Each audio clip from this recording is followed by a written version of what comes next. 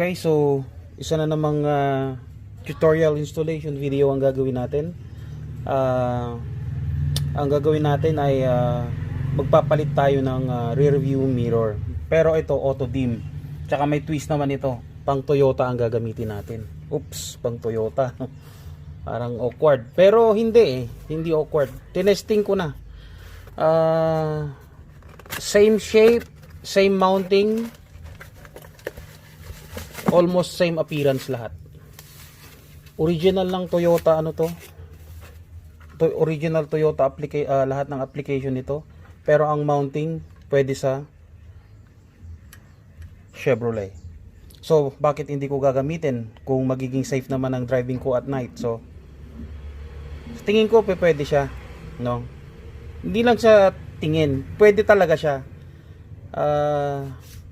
Ayun nga. So, I decided to install this one para kasi nag-install na ako nito sa sa Toyota Hilux ko. Maganda siyang gamitin sa gabi. So, automatic siya, hindi ka na mag-a-adjust manually doon sa may rear view mirror mo pag nasisilaw ka ng mga walang courtesy na driver sa gabi. And yun nga, I find it helpful and mas safe siya sa gabi. Ayun, umpisa na natin ikabit. Simple lang ikabit ito, positive, negative lang. Ang mga tools na gagamitin natin ay ito, Torx T27 tsaka T20, then number 12 para dun sa ground, then add circuit para hindi tayo mag-splice. Ganon din ang sa Toyota. Sa totoo lang, sa Toyota hindi siya plug and play. Ganito din ang gagawin ninyo. So yeah, umpisa na natin. Kung paano siya baklasin, kailangan ng T20. And baklasin mo lang tong Torx bolt dito. And mahuhugot na yung side rear view mirror. Yun. Ito siya. So, kung i-compare natin, parehas ang laki. Except the shape. Pero I don't care about the shape. I care about my safety. Kasi sinabi kong sa safety, kasi isang blink lang ng mo, magkamali ka, one miss you die. So, ito yung mga accessories niya. Yan, yan lahat. So, same din ito sa same din ang installation ko nito, procedure nito dun sa unang ginawa ko sa Hilux. And magkakaroon din ng parang tunnel dito. And yun. Para nakatago. Ayan. Magpuputol tayo dito. Install ko na yung i-install ko na tong Toyota. Ayun. So ang pag-install dito, huwag masyadong mahigpit. Pakiramdaman lang. Once na hinigpitan mo to ng mahigpit na mahigpit, yari ka, laglag ang side rear view mirror mo. Kasi nakadikit lang din yung mounting nito. Hand tight lang guys. So yun. Well, ganda siya, maganda siya. Kakurte siya nung likod, sa likod. Wala ring sayad. So pwede siya. Next is, ang gagawin natin, ito yung harness niya.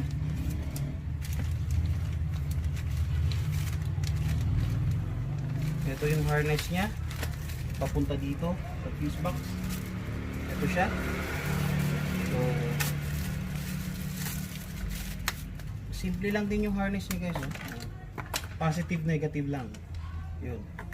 So, itatap ko to dito. Yun. Dapat may click. And lalagyan natin ng adhesive. Hindi ko alam kung anong tawag dito. Basta para siyang ano siya, absorption pad.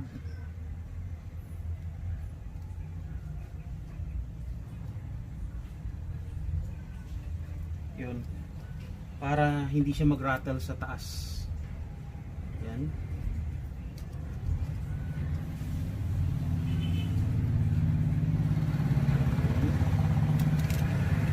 Absorption pad. Then eto, install natin to. Natatanggal to, no? Actually may tatlong ano to tatlong piraso to. Itong ganito na to. Kung sa mga ibang box, tatlong piraso siya. Sa ibang ano, dalawa. Ito yung isa. So tatlong set ng tunnel para matago. Sana okay to para hindi na ako magputol ng ano. Yan.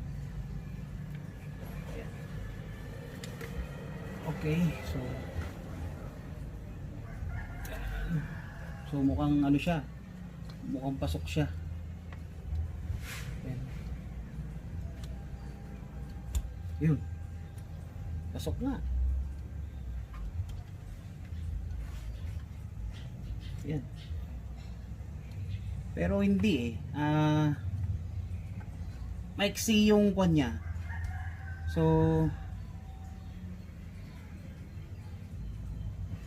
kung gusto niyo maitago yung dito, yung dito sa may part na to, siguro gamitan niyo ng mas mahaba, pero sa akin tolerable siya okay naman. So palagay ko ito na yung gagamitin ko. So, yan. Bago na dito.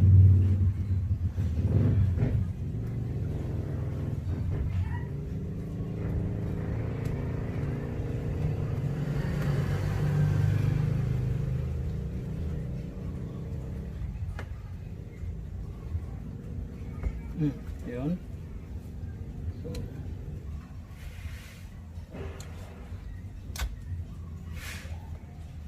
Mamaya tignan natin kung ano yung magagawa natin, pero baka palitan ko siya, labas yung ano niya, yung laman loob niya.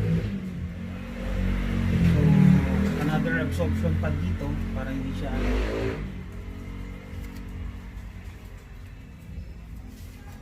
yan. Tapos isa pa dito.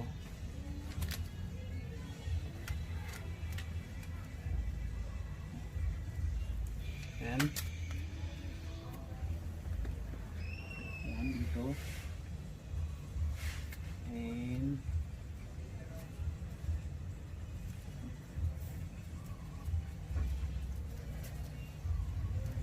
luluwagan to.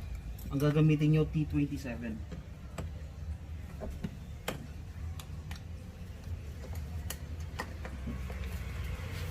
Alisin yung grab A-pillar grab handle.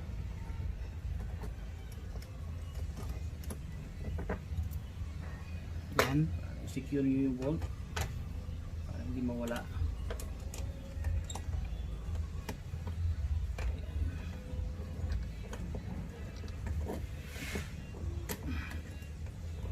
Available din sa shop natin tong rear view mirror na ito. Ngayon, angatin mo lang to. Yan, angatin mo lang hanggang dun sa may fuse. Then iangat isisingit mo lang to. Yan. Singit mo lang.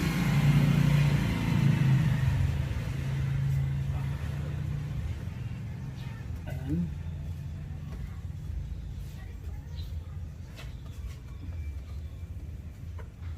Yan. So singit pa rin dito. Yan. Yan.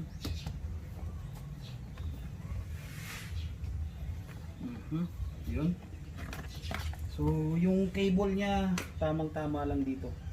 So, hindi ko pa siya ano dahil gusto ko dito ako tupi. Okay guys, hindi ko na pala to kailangan yung add circuit fuse na pinakita ko kanina, yung kulay pula. Sana. Kasi ito hindi na kailangan to kasi pwede ko na siyang i-jumper kasi meron pala siyang clip na kasama. So, ang gagawin ko, i-clip ko na lang doon sa existing na ganito na connection. So, makakatipid na tayo ng time para mag-install nito. Then, gagawin ko dito, papalakihin lang ng yung butas niya. Tatanggalin natin siya kasi 12mm yung bolt sa grounding stud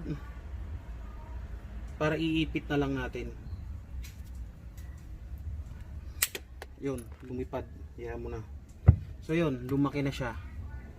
Yan. So, hahanapin ko lang kung alin dito yung ACC. Kukunin ko yung tester ko sa ano.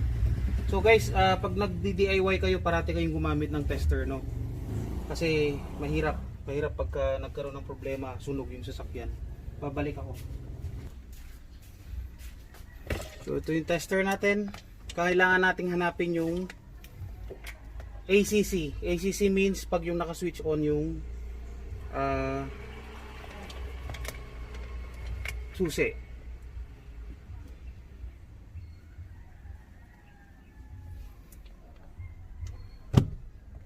Okay, so DC.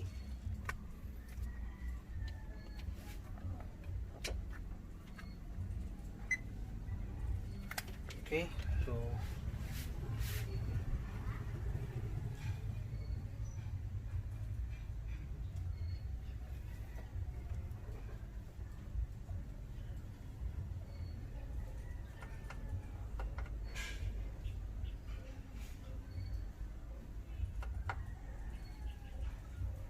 so yun, nakita ko na, hinahanap natin kulay pula.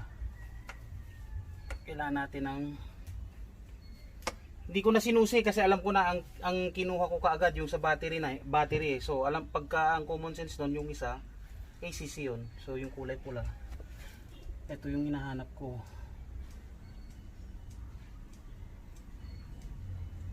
So tsaka pagka naghuhugot kayo ng ng fuse, kailangan picturean nyo parati para pag binalik nyo, hindi kayo hindi kayo magkamali pag binalik nyo na.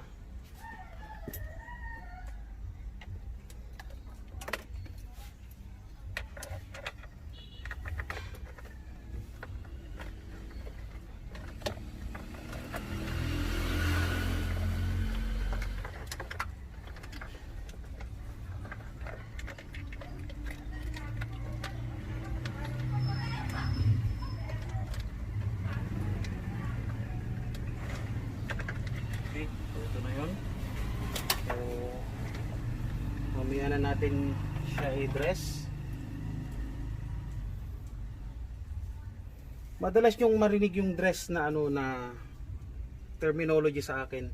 Yung kasi yung yung terminology sa construction, yung dress, yung pag sinabi mo cable dressing, yun yung inaayos mo yung linya ng kable. So, ito siya. Ito yung hinahanap natin. Lalagyan ko lang siya ng dito. Daanan ng itong clip na to para siya. Yun.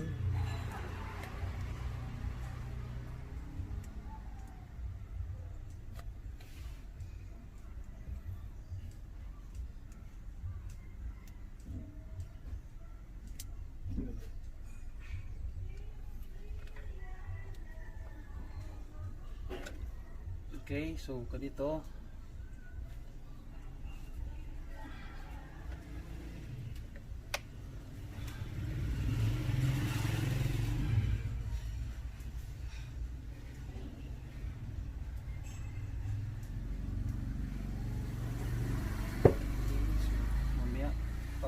sa inyo kung paano.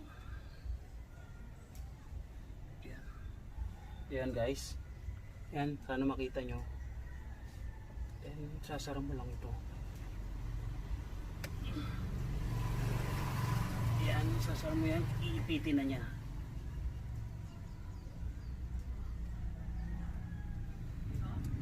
Yan. Iipitin na niya.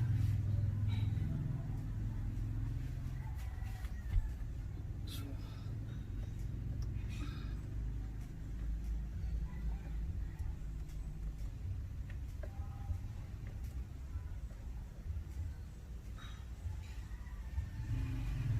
yun. Tapos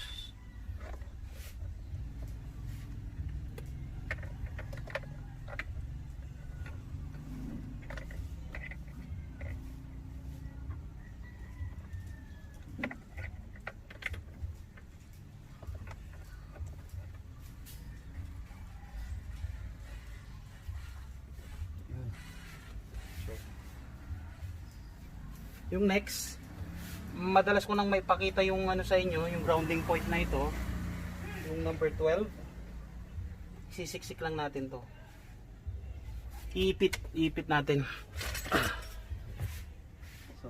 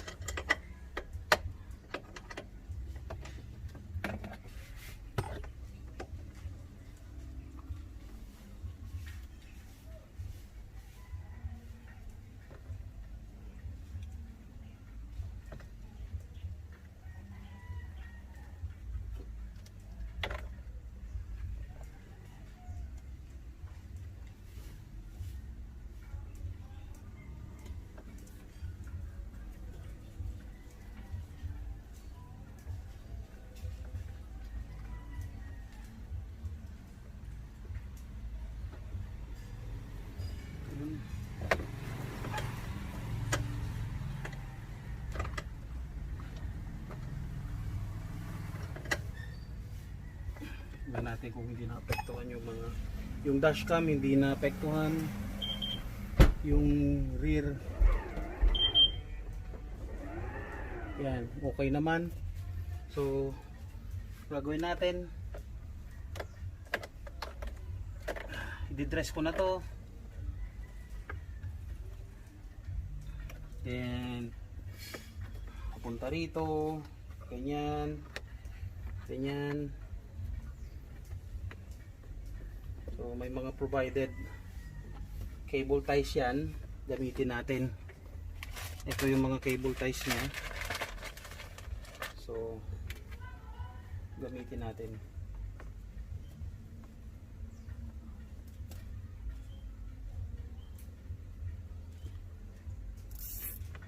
Yan. Gamitin natin yung dalawa.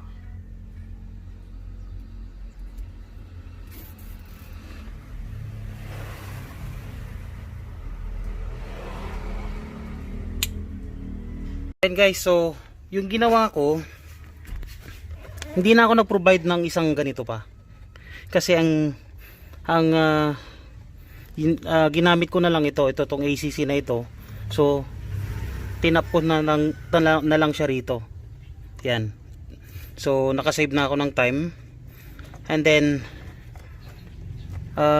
kinabit ko na lang yung ground niya dun sa may existing grounding point diyan. Madalas nyo nang makita to sa mga unang videos ko. So yun lang. Then yun na guys, gumagana na siya. So gumagana lang yan pagka naka ACC. So yun.